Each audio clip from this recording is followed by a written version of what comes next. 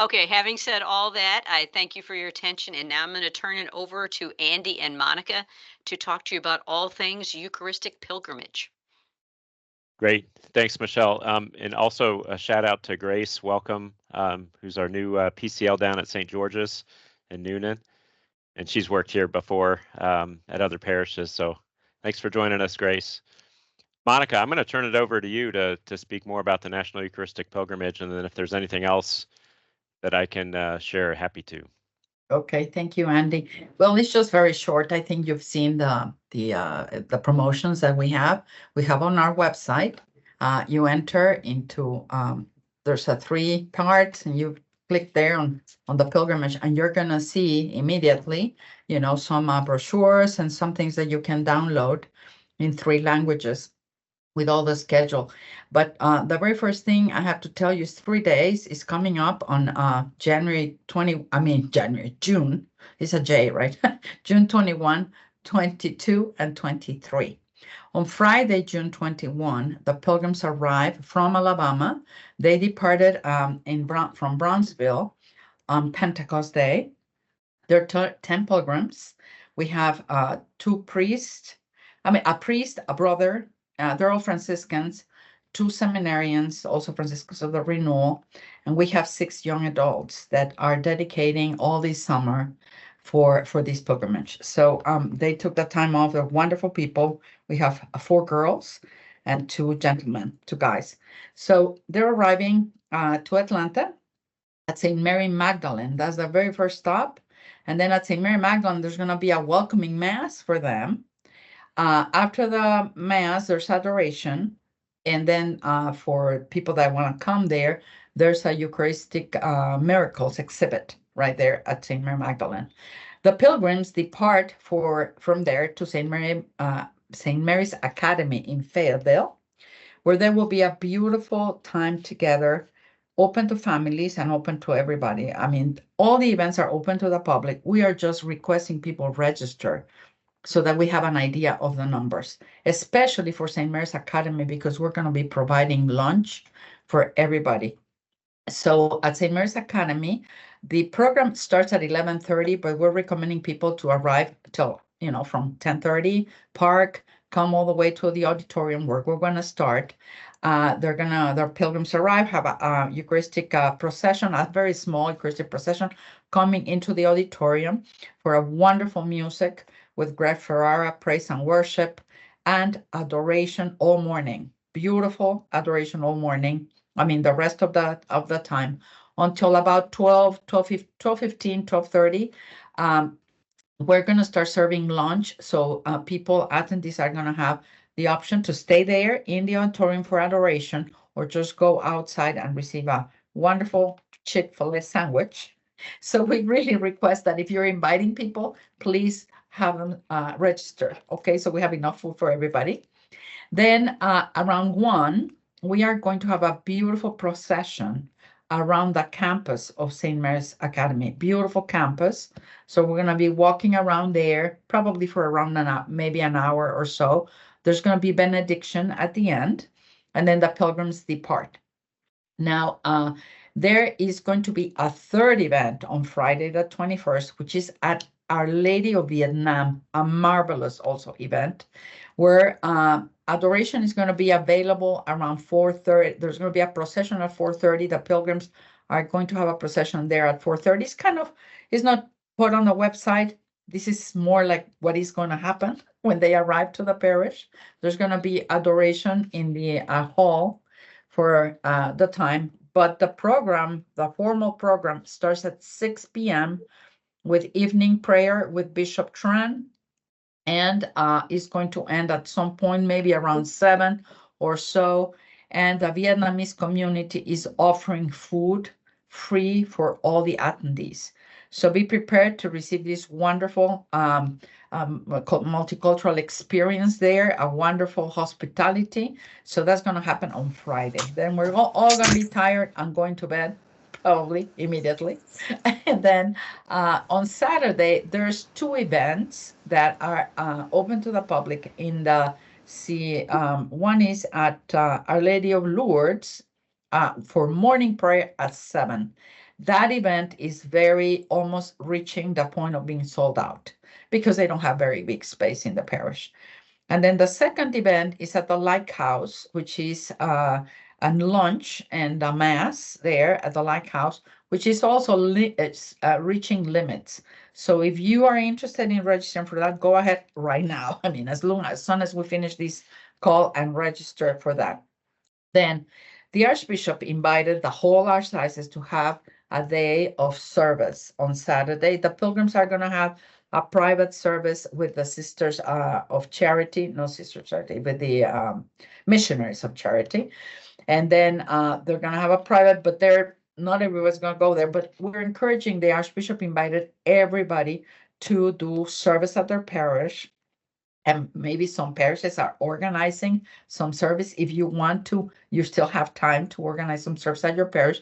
And also, there's a possibility of donations to Catholic charities.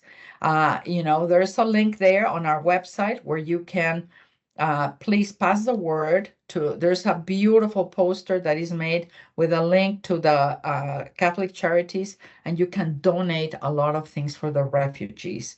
So they're really collecting money, expecting this day to happen. So if people can go to serve at their soup kitchens, or they might want to be moved and donate in that day of service to join the missionary, the pilgrims into the day of service. Then Sunday, which is their last day here, is going to be a marvelous mass. I mean, gigantic, at the Highland Center of the cathedral. It can host up to 1,000 people, the Highland Center, but there's no parking for 1,000 people, for the 1,000. So please use share riding is recommended for that. And it's very limited parking. You know how the cathedral is. There's going to be 2 masses going on at the same time, the parish mass, which is at noon, and the Highland Center pilgrim mass. So we really recommend using share ride and or ride sharing, right? And then after the mass, there's going to be a procession, all of this with the Archbishop. Beautiful procession around the streets there of near the cathedral. So we really invite everybody. This starts at noon. Is probably going to conclude around 2:30. At that time, the pilgrims are boarding their beautiful pilgrim car, and they're going up north to St. Joseph's in Dalton. And there, they're expected to arrive sometime around 4:30. And there's going to be a Eucharistic procession at the parish, beautiful Eucharistic procession, type of like the Eucharistic Congress. They're going to have banners. Other parishes are participating. And they're going to have a beautiful event there on the fields of St. Joseph's. And it starts at 5 and concludes around 7:30 with a procession into the church where there's going to be nocturnal adoration dedicated to the pilgrimage. So the nocturnal adoration starts at 7:30 p.m. and concludes at 7:30 a.m. on Monday morning. So those are the events. So I really recommend. We almost at every site, I want to make a note that there are Eucharistic processions at almost every site that we have, except Saturday. That's when there are no Eucharistic processions. But the rest of the time, there's a Eucharistic procession incorporated into every one of the sites. And we are very excited about this opportunity. There's press coming in, Georgia Bulletin, and also the media has been invited to cover this beautiful event. And I recommend that you follow on social media the routes, the different routes, as Annie mentioned, for the 4 different sites. And it's beautiful to see how the faithful are so incredibly excited to see Jesus passing through their diocese. So I hope you can help us pass the word. We have plenty of space at Our Lady of Vietnam. The priest is willing, and Father and his community are prepared to feed 1,000 people. So please come. Imagine, that's going to be a wonderful experience. I know it's far for some because it's all the way into Riverdale.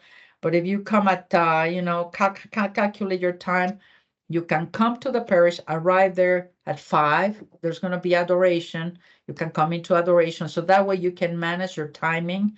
There's something at the parish. They're willing to receive all of us arriving earlier. So please come. And then we have also plenty of space, of course, at St. Mary Magdalene. There's probably 200 more seats available at the church. And then at St. Mary's Academy, we also have about 200 more seats, lunches available and seats available, because we have the auditorium capacity, which is a little bit of a restriction. Christ the King is fully open. And then, of course, also St. Joseph Indulgent, fully open, no capacity there. No limit for capacity. So thank you. I hope to see you there. Yeah, thank you, Monica. So this is all in preparation. I mean, it's getting us in a spirit of approaching the National Eucharistic Congress as pilgrims. And obviously not all of us are able to attend that event, but we will be getting more information out about live stream opportunities as we get closer, with the hope that parishes might choose to organize something locally when it comes to participating in the Congress. But yeah, just a beautiful opportunity, something that's never been seen before in this country, which is really, really fantastic. And I just want to flag that opportunity at Our Lady of Vietnam as well, because for those that haven't been there, they just excel in beautiful hospitality, and there's so much energy and excitement around there. And we'd love to see the numbers grow in the registration. They'll be able to fill it with their own parishioners, but they have kind of a certain cap to just attract as many people from around the archdiocese as possible before they unleash their own parish community. So just to FYI that. Monica, I see your hand up. Yes, just a little, last note. I wanted to encourage, if for any reason you can't come, please pray. Pray for us. If you have your hours of adoration, at your parishes during those days, if you can place a little intention there on the board at your parish, on your bulletins, in your even at your church, chapels of adoration, maybe a little sign that says, please pray for the pilgrims that are coming through Atlanta on their way to Indianapolis for the pilgrimage. So that was my comment. Thank you. Yeah, that'd be beautiful. And for those of you, I know some of you may be attending the National Congress and have signed up for that, and hopefully are receiving some of our communications that have gone out. We have a first virtual call tonight for those attending the Congress, but we need some help actually getting the word out, because not everybody who's signed up from the Archdiocese of Atlanta are folks that we have their contact information. It's only those who used the codes that we had, but some are attending the Congress through other discounted means and that type of thing. So, at this point, we probably have 350 or over, at least 350 people attending from the Archdiocese. It's an awesome number. We're able to connect with probably a little over 250 of those people. So there's a good amount of folks that we don't have immediate connection with, but we have a massive sending that is going to happen a little earlier, but it's the end of this month, June 26th at IHM at 7 p.m. We'll publicize that more broadly coming up after this call tonight, and we'll have a second virtual call in July. We'll try to get the word out a little bit more about that, but anyone's really invited to that massive sending. I mean, it's meant for those who are registered for the Congress to kind of prepare them. But, if we can, we're opening it up to anybody in the Archdiocese just to pray for each other, to pray in preparation for the Congress. Bishop John will be celebrating that Mass on the 26th. So you'll hear more word about that. But anything you can do to help get the word out. If you're aware of anybody in your parish that's attending the Congress, maybe ask them, hey, are you receiving the communications from our office? And if they aren't, if you could send them our way, that'd be great. That is it from me. Michelle or Elaine, is there anything else that you can think of when it comes to Congress or pilgrimage? Well, thank you all. Thanks, Monica.